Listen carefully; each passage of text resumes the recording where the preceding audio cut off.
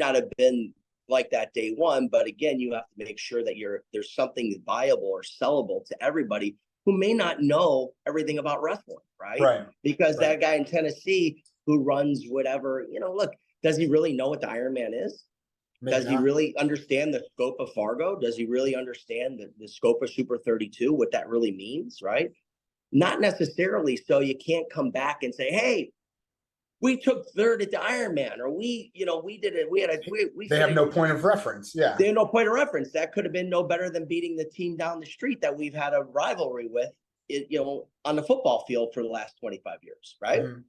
So you can't go there. But one thing that everybody does understand is seeing those other success stories, a kid's self-esteem change, kids getting off to schools that they would have never, ever been part of or been able to accomplish had they not gone through this program, having a track record of putting kids into better schools, better academic schools, whatever it might be, that gives them a leg up, right? Mm-hmm.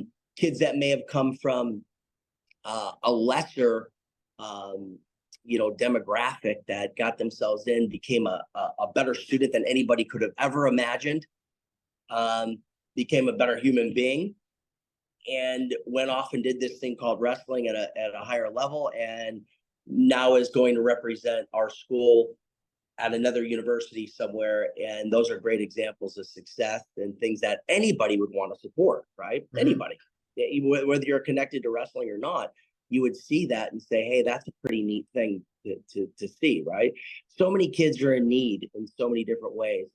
You could be from a completely affluent family, and everybody around knows that kid needs something, right? Yeah, sure. He needs something.